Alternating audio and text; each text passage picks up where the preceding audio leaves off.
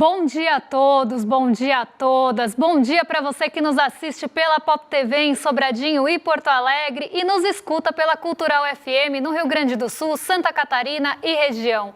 Sejam todos muito bem-vindos e bem-vindas a mais um ICL Mercado Investimentos. Hoje, segundona, então a gente vai atualizar vocês do que está acontecendo na nossa novela Tarifa Fatal, mas a gente também vai falar de serviços que eu fiquei devendo na sexta-feira e ainda vamos falar de BCBR e focos hoje. O que será que o mercado está projetando nessa semana, para esse ano e para o próximo?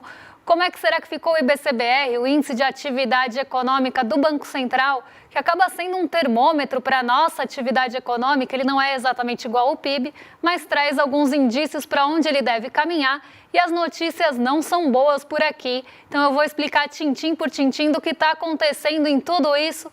Mas antes, já vou começar pela agenda, para a gente entender quem fala hoje, quem não fala, o que sai hoje de importante no dia, nessa segunda-feira. Então vamos lá, porque a gente já começa cedinho na China, meia-noite. Então meia-noite já era balança comercial, importações e exportações na China. Às 8 horas da manhã saiu o ICOMEX de junho e às 8h25 a gente tem aqui no Brasil também relatório Foco semanal, esse velho conhecido nosso, e a gente vai passar para vocês as principais atualizações, ou não, né? Porque o Focus nem sempre muda muito. Agora, às 9 horas da manhã, saiu o IBCBR, esse dado está quentinho e bem preocupante, então vamos entender o que aconteceu com o IBCBR nesse mês de maio. Lembrando que o IBCBR ele é calculado depois que as pesquisas mensais são divulgadas, então ele acaba usando como base esses dados do IBGE que a gente já teve acesso, e aí o Banco Central, com a sua forma de cálculo, mostra aí, traz o IBCBR para a gente. E ele é conhecido, eu não gosto de prévia, ele é conhecido como um termômetro do PIB.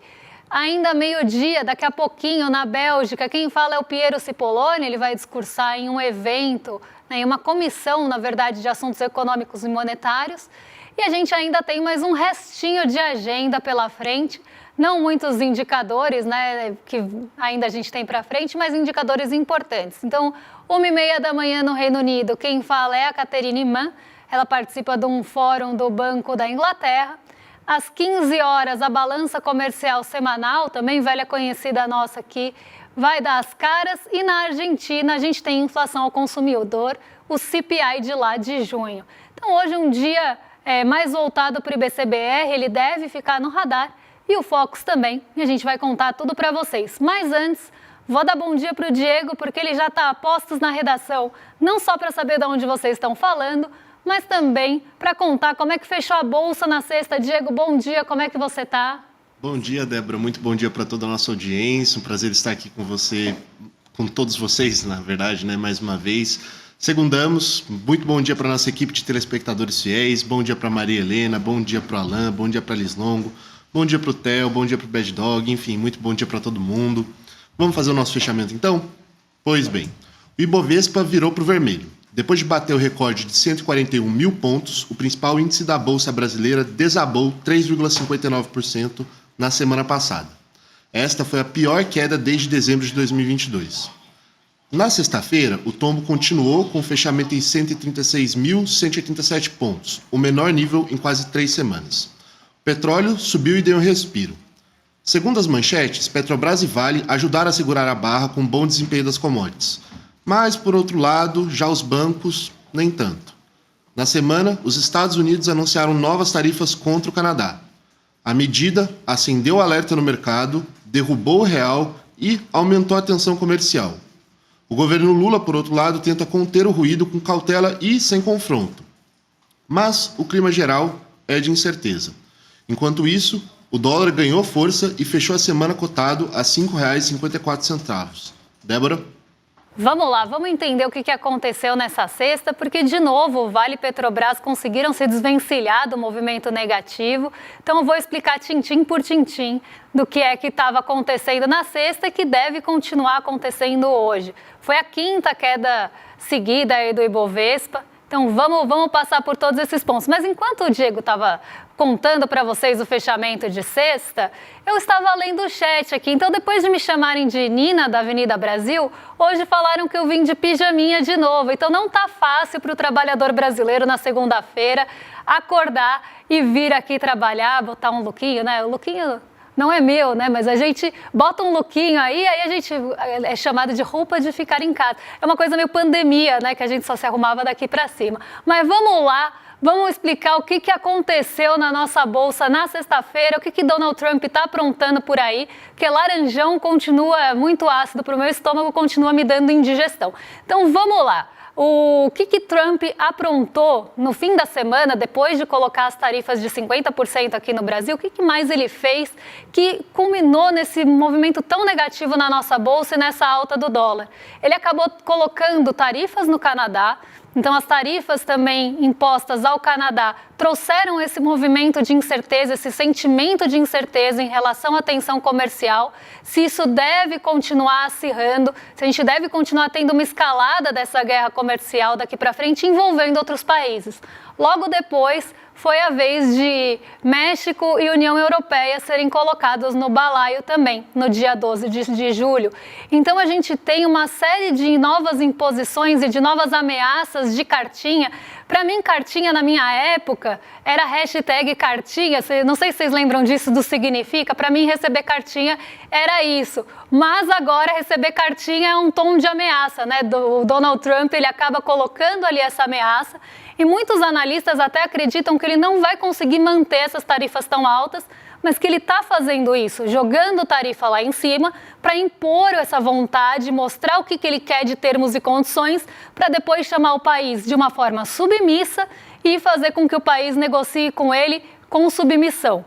Então essa é a vontade de Donald Trump. Ele é o tipo de jogador que se você joga com as regras dele, você tem acesso à bola. É tipo o Kiko, né? Se você não joga, ele guarda a bola e fala, agora ninguém mais joga. Então vai ser sob minhas regras, senão eu vou impor tarifas cada vez mais altas.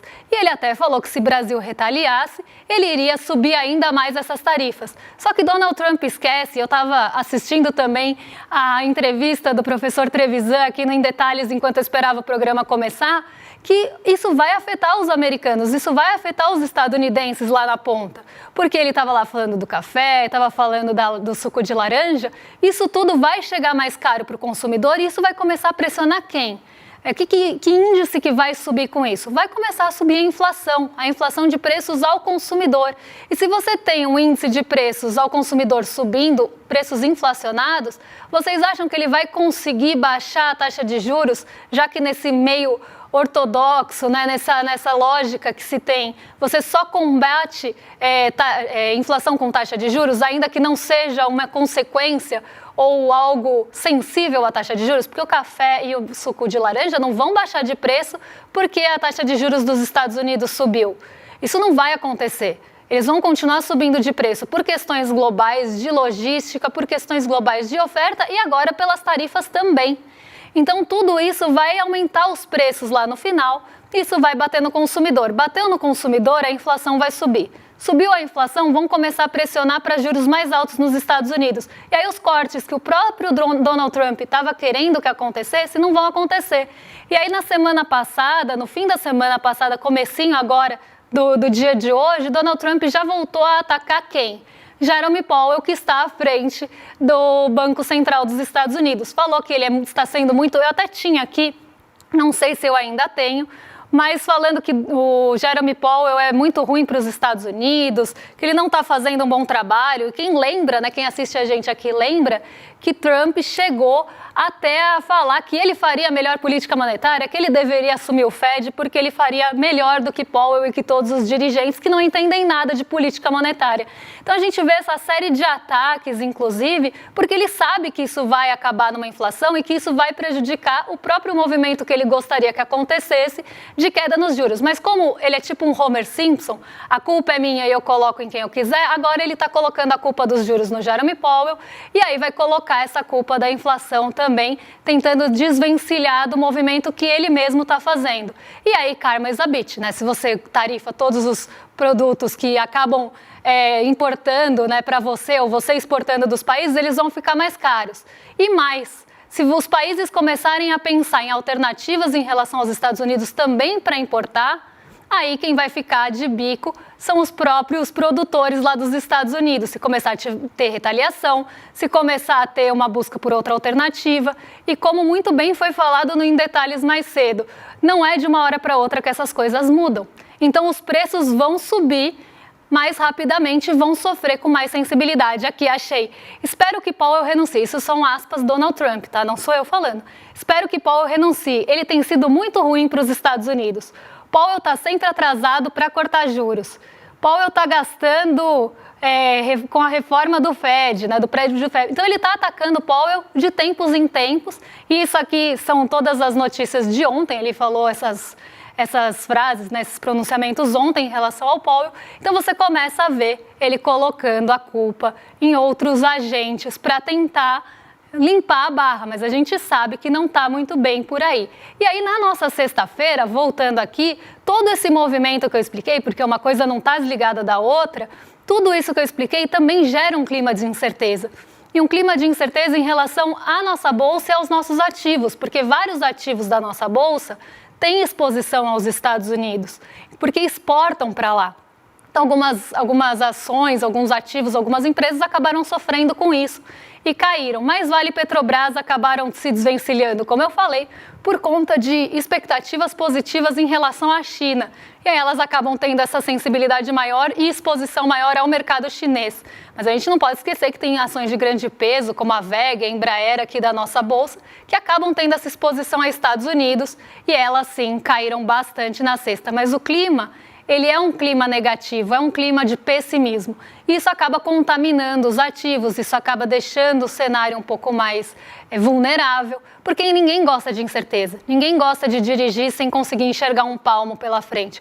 Então muita gente prefere parar o carro, esperar para ver o que vai acontecer, a neblina baixar e aí seguir com o carro à frente para aí sim se posicionar. Então a gente está nesse momento e quanto mais países entram nesse balaio, mais a incerteza aumenta, porque ninguém sabe, Donald Trump é imprevisível. Então ele pode começar amanhã falando uma coisa e terminar o dia xingando Powell. Ninguém sabe o que ele vai fazer. E isso gera toda essa incerteza nos mercados e nossa bolsa está sofrendo com isso por ser o país que está com a maior taxação até agora em relação às tarifas comerciais. Então a gente acaba tendo esse alvo e isso também traz mais incerteza e instabilidade para as nossas empresas aqui.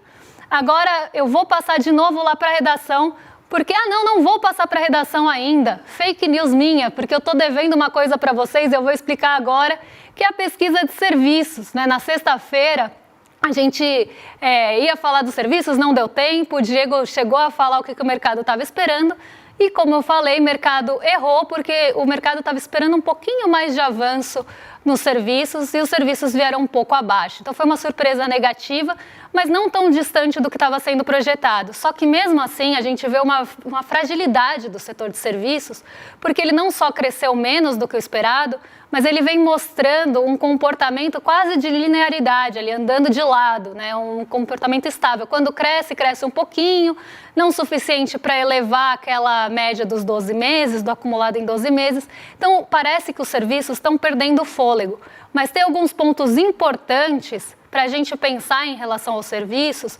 principalmente de onde veio as principais quedas que levaram a esse comportamento quase de estabilidade, de 0 a 0 aí nos serviços. Então a gente separou para vocês alguns gráficos para explicar como é que foi esse comportamento ao longo do tempo e nos 12 meses. Então na variação mensal a gente tem a variação de 0,1, que já estava na manchete que vocês estavam vendo. Em relação ao mesmo mês do ano anterior, então em relação a maio de 2024, teve uma alta de 3,6%. A variação acumulada do ano chega a 2,5% e agora nos 12 meses, considerando aqui junho a maio, a gente tem 3% de alta no setor de serviços. O grande problema vai ser mostrado no próximo gráfico, que era justamente o que eu estava explicando para vocês até agora. Se você tem um fôlego curto, se nos meses os serviços não conseguem decolar, você começa a ter quase uma patinação ali, uma tentativa de ir para frente, mas como se algo tivesse te segurando. E isso que algo que está segurando, tipo aquele meme que tem uma pessoa segurando atrás, ali alguém tentando alcançar, e uma pessoa segurando atrás um bonequinho, é isso, é a taxa Selic. Mas vamos seguir aqui em frente, porque isso também vale, esse meme também vale para o nosso IBCBR. Aqui a gente vê que os serviços, ele está perdendo fôlego. Então, na variação mensal, a gente sai de 0,9, 0,3, 0,4 e agora 0,1 de alta. Só que antes a gente tinha um fôlego um pouco maior nos serviços, porque as altas estavam sendo, tudo bem que a gente teve queda em janeiro, aí já também um pouco puxada pela taxa Selic alta, mas antes a gente estava até com um fôlego um pouco maior. Quando os serviços conseguiam ir para frente, ele ia com um pouco mais de intensidade. E aí a gente vê que a gente está sempre agora em bases menores do que a gente estava no mês passado, né, no ano passado, e isso faz com que o acumulado fique sempre orbitando o mesmo patamar. Ele não consegue alavancar, então ele chega ali perto de 3, ele cai, e aí de novo ele alcança 3. Justamente isso é a perda de fôlego. Então você tenta ir para frente, mas você não tem fôlego suficiente para continuar aquela corrida, você cansa, descansa, para um pouquinho e aí volta a correr. Só que nisso você está sempre na mesma quilometragem ali, você não consegue ir para frente. Então os serviços eles estão com essa característica, mas mais que isso, quando a gente olha por setor, vamos ver aqui por setor, a gente vê que os ramos que acabaram levando a esse comportamento são preocupantes, porque teve queda nos serviços prestados às famílias. Isso quer dizer que as famílias elas estão consumindo menos serviços e teve uma queda de 0,6%. Queda nos serviços de alimentação e alojamento, de 1,1%. Outros serviços prestados às famílias ainda mostraram uma alta. Mas aqui a gente já vê que tem uma perda de fôlego aqui dos serviços prestados às famílias, que pode vir de uma série de fatores, inclusive aquela escolha de será que no mês de maio eu compro alguma coisa no varejo ou será que eu vou consumir algum serviço? Outro ponto que até tinha sido colocado como um possível problema pela projeção do mercado, aí ia misturar previsão com projeção, eram os serviços técnicos profissionais. Mas apesar dessa previsão negativa ou dessa projeção negativa, ainda tem empresas contratando serviços. A grande desconfiança é que as empresas já estariam colocando um pé no freio nessa contratação de serviços.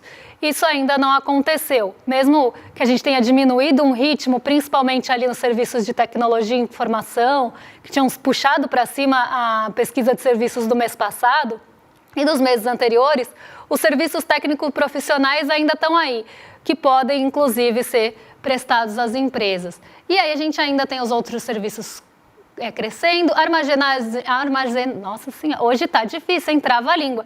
Armazenagem e serviços auxiliares de correio também tiveram uma queda bem expressiva, mas aqui, né, a alimentação e alojamento, serviços prestados às famílias é onde a gente vê o maior problema, principalmente por essa possível queda puxada não só por uma diminuição de orçamento, mas também de pessoas já pensando no futuro e talvez escolhendo consumir menos serviços. E isso é problemático. E vai acabar aparecendo agora no IBCBR. Mas eu não vou dar muito spoiler, porque Diego está na redação para contar o que o mercado esperava para o índice de atividade do Banco Central. Então, Diego, conta para a gente qual era a expectativa e a projeção do mercado. Pois é, Débora. O ritmo da economia brasileira pode ter desacelerado em maio. A estimativa do mercado aponta queda de 0,02% no Índice de Atividade Econômica do Banco Central, o IBCBR, após 4 meses seguidos de alta. A indústria deve perder o fôlego, o agro também pisou no freio e o resultado deve ser o primeiro recuo do ano nesse termômetro da economia. As projeções para o índice vão de leve queda de 0,5% até uma alta de 0,54%.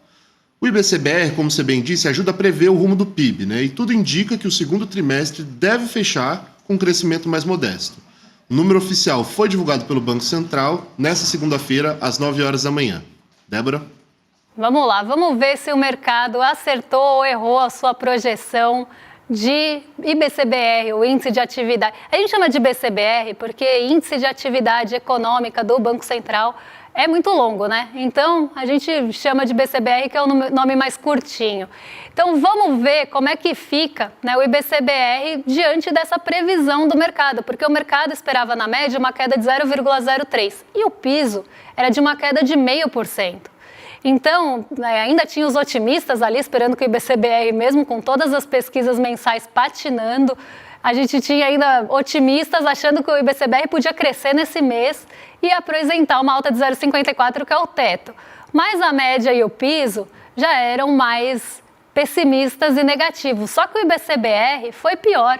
O IBCBR foi além, ele caiu mais do que o piso das projeções. Isso mostra que a gente já tem um efeito da taxa Selic, sim, na nossa atividade econômica e que agora a gente deve ter trimestres cada vez piores, porque o primeiro trimestre ainda tinha um pequeno fôlego do ano passado, ele estava ali carregando um pouco desse fôlego e agora a gente vê, né, essa queda mais acentuada. Então a gente vê que o ritmo já vinha desacelerando ali, já vinha em queda e agora uma queda mais brusca. E aqui em pontuação, né, se a gente for pegar não em percentual, mas o comportamento, olha aqui como ele vai subindo e agora tem essa queda para 108,9. Isso mostra justamente os efeitos da taxa Selic na atividade econômica. E eu acho que isso vai ficar um pouco mais evidente para vocês quando a gente olhar a atividade econômica do Banco Central por setor.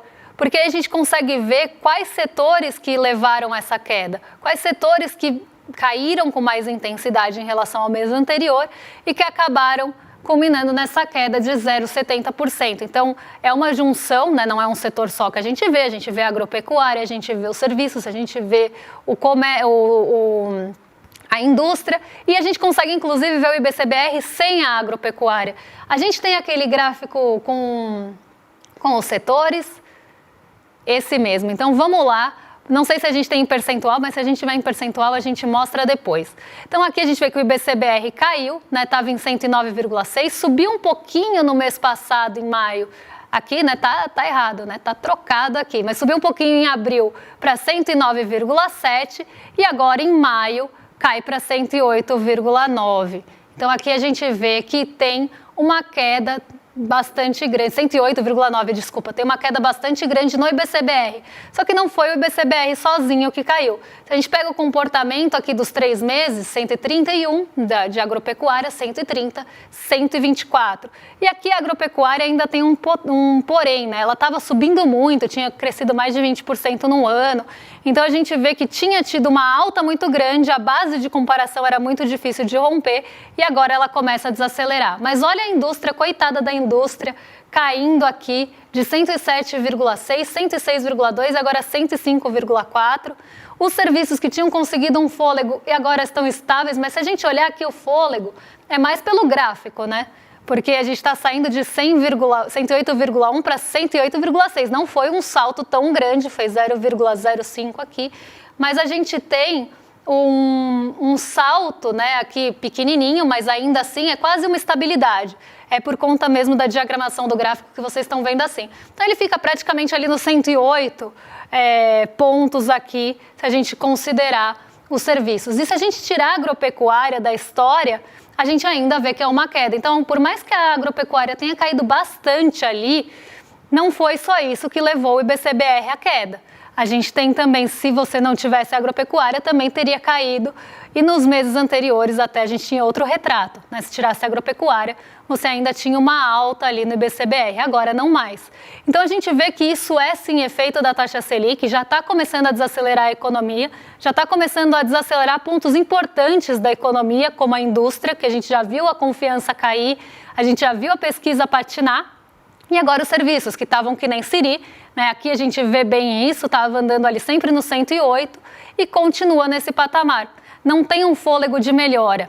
e a Selic deve começar a estrangular cada vez mais. Então, os trimestres seguintes e os meses seguintes devem ter termômetros do IBCBR cada vez mais gelados, cada vez mais frios e cada vez mais complicados.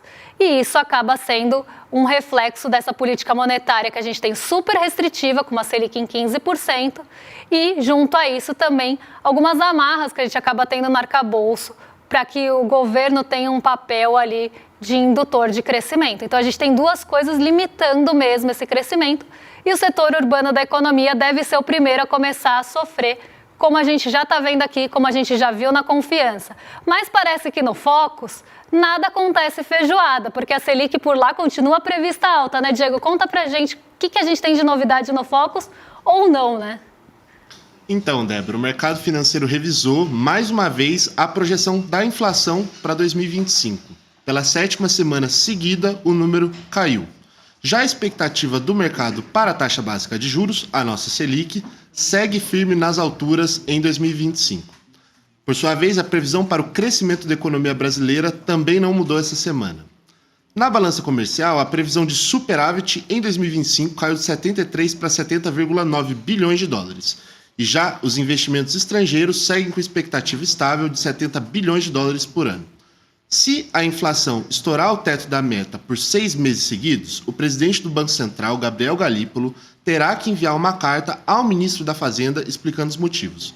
Todos esses dados foram divulgados nesta segunda-feira pelo Banco Central. Débora?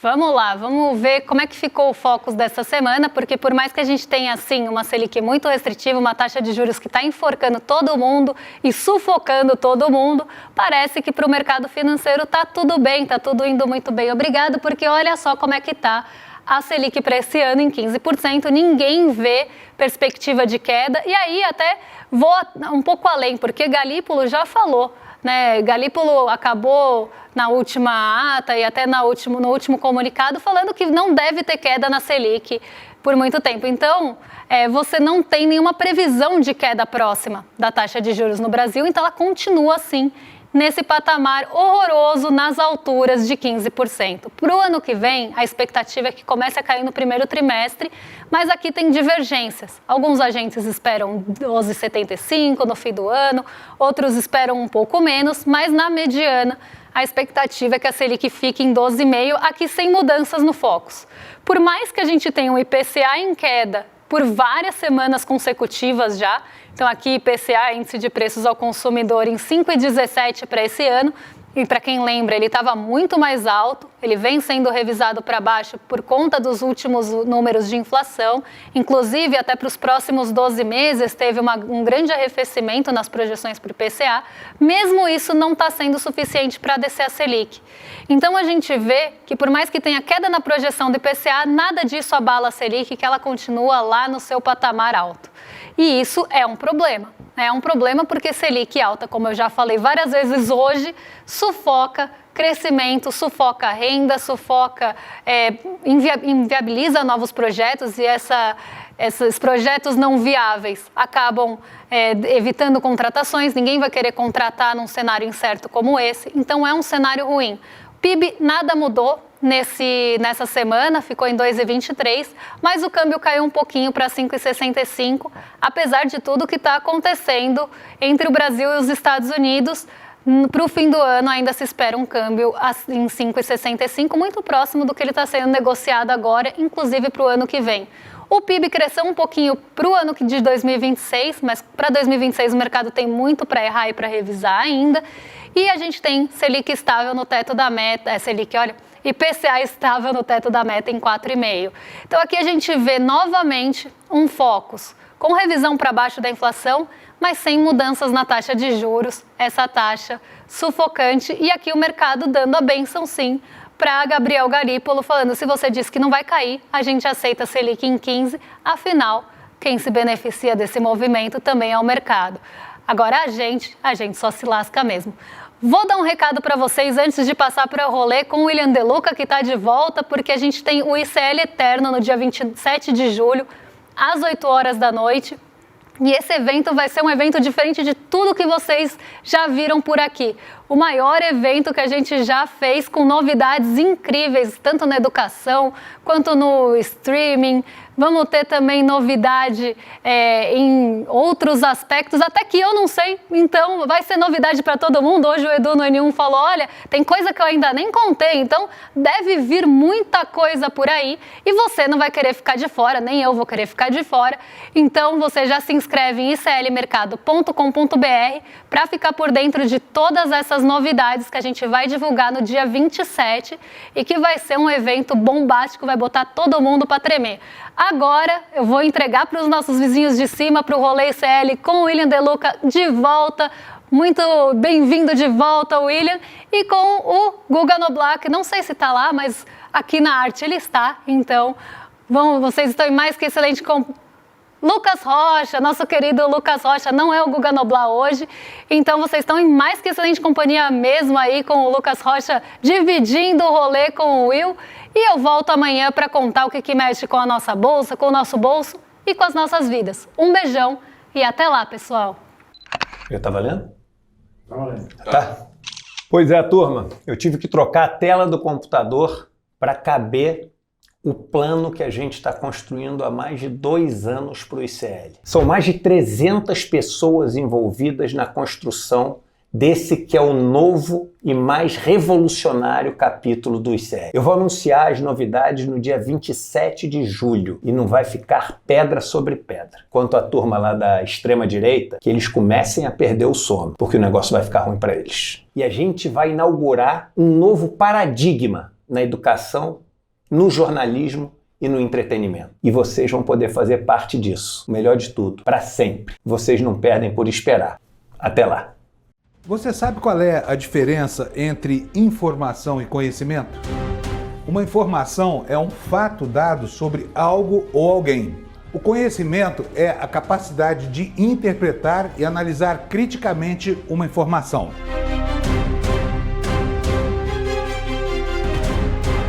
Todas as manhãs, o Desperta ICL analisa os principais fatos do Brasil e do mundo para que você comece o dia muito bem informado e cheio de conhecimento para entender o que está por trás das notícias. Não perca! Desperta ICL todos os dias de segunda a sexta às 7 horas da manhã. Comigo, Fábio Panunzio.